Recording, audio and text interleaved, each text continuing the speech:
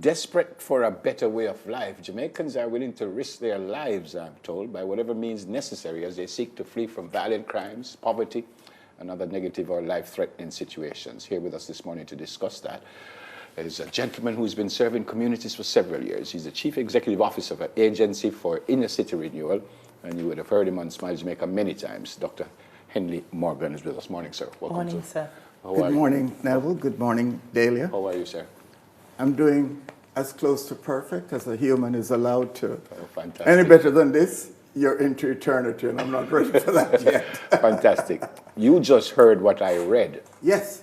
That's true? It's absolutely truth. It's part of the survival strategy of persons. And there was an incident was reported in the press recently about a lady, won't give names and all that, who tried through the Mexican border and got separated. And lost her child. Not lost, I mean, couldn't find the Hey, child. man, this happening for like as long as I can remember, you know? And what is happening is that in studies that have been done, the reasons for Jamaicans to immigrate, really, they come down to hopelessness, hard socioeconomic conditions, seeking opportunities, and so on. In the inner cities, regardless, we want to use euphemisms and call them winner cities, those issues are huge and has been made worse by the pandemic. Now, I've traveled many countries, and there's something unique about Jamaicans. Believe me, you're supposed to know it, especially if you're in the creative industry. Jamaicans are extremely ambitious. So what people will live with in other countries and just go on and never achieve purpose, not likely in Jamaica. And so people will use extreme means. I have been saying to people, and that's why we can't contain crime. A lot of the crime producers, look, it's suicide, brethren. The guy upon the ends know everybody try to do that, don't live. And he does it anyway. So it's better to die for a sheep as you would a lamb. And people do extreme things. Now, in terms of migration, we know, put legal migration over there, legal. In the United States, there are about 44 million migrants per year. Caribbean is about 10% of that, 4 million. Jamaicans, Trinidadians, and Cubans make up large proportions of those. So what are the options open? Honduras, El Salvador, and some of those countries that share a common land border through Mexico with the United States. And call it human trafficking or whatever, more and more people. I don't think it has reached an alarming stage where every day I go in the community, I say, where's so-and-so? And they say, oh, I'm live off, you know, and I'm gone away there. Yeah. But Doc, I'm sorry to interrupt you, but it exists. Yeah, so one of the things, as you said, historically, we've had instances of people migrating, going for a better life. But in an instance like the one we referenced, there was a child involved. Yes. So I thought to myself, have we gotten to a stage where people are so desperate to go and that they can't even leave their children, and that they would expose their children to those kinds of harsh environments just to get out of here? I think you have to see it a little bit different. All right. Although people do not generally look at statistics, but everybody know that the barrel picnic thing come with some serious downsides. Yes. Money you send, don't spend for the children get wild and bad without parents. And so increasingly, I am seeing persons do it for their children, but take the kids with them. Because let's face it, when you go that route, you know it's a one-way. It's if you get through, it'll take you 20, 30 years to legalize. Yeah. So I think the level of desperation. Now, I got to give kudos where kudos are due. Right. The government has had its CARE program as part of the COVID-19 response, and as a matter of fact, just announced another tranche of help. But it's simply not enough. People are just falling through the cracks. Dr. Morgan. So they look to sports. Yes. Yeah. We know that. Hell to the arts. And they look to some kind of entrepreneurship, like a lot of scamming, like the scam, and they look to this other route that we're talking about. Dr. Morgan, we mentioned poverty, and you agreed with that. But for me to say, all right, I want to go to America, and I just say, I meet you, and you say, all right, I can set you up, and you have to go to El Salvador.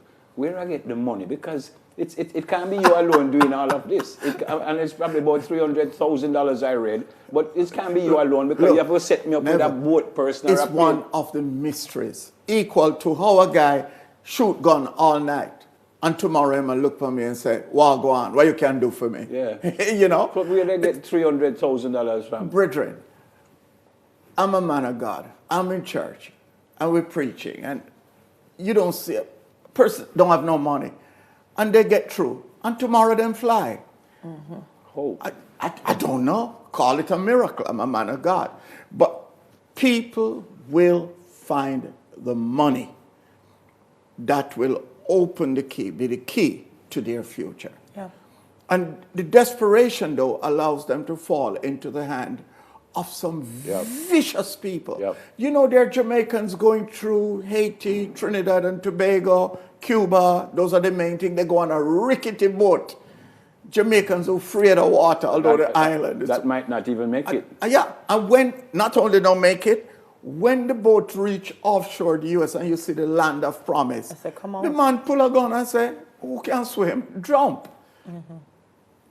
The Mexico route, and I have known of personal cases, is fraught with danger.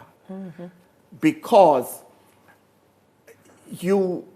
sometimes the American immigration officials are operating inside Mexico. Oh. So you may be in the back of a trailer that usually, transport meat, but this is human cargo. And you just jump out and run. Is there a fix? Fall into the hands of banditos. Is there a fix for this? I don't know that there is a fix, because one of the countries where this is most prevalent is Trinidad and Tobago, and they have oil. But one of the unique things about Jamaica is that the most desperate person have cable TV. So they see how other people live elsewhere. And I call it the Underground Railroad. How they perceive other people. How they perceive. Because sometimes I see some of them and I say, no waitress lives in a 3-bedroom condo in New York. Yes. But that's what the movie says, and we think that that's what it is. Absolutely. But what happens, from your knowledge, when they are caught? Are they imprisoned where they are? Are they sent back to Jamaica? Well, President Biden has just, expedited the treatment, especially of families with children. But when they're caught, there is a court that they go through. And right now, about 60-70% are sent back to their home countries, and others go, if they have family and so forth, go through that long process. And if they have skill. Yeah. America is always willing, to take, the thing upon the Statue of Liberty is no longer true. Send me your this and that, whatever. Right. So they do cream off the best. But just to put a little bit on that, admonition doesn't work. Telling people about the bad stories and what happened if you get caught doesn't work.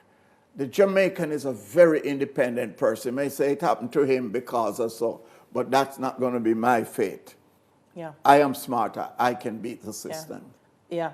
And also if they feel that even being caught is better than where I am. You see it, in society, even with the festival song competition.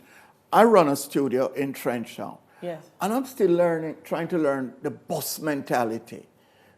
People come every day with a sports one, and they're just waiting for that bus mentality. Well, look at the odds in music. Look at the odds in sport.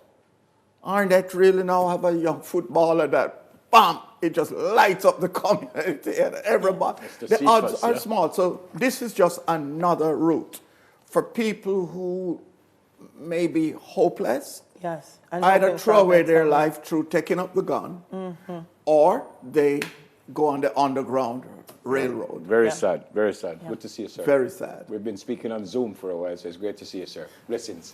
Very much so. Thank you, thank you. Yeah, man. Dr. Henley Morgan, the CEO for Agency for Inner City Renewal, AIR, as he likes to say.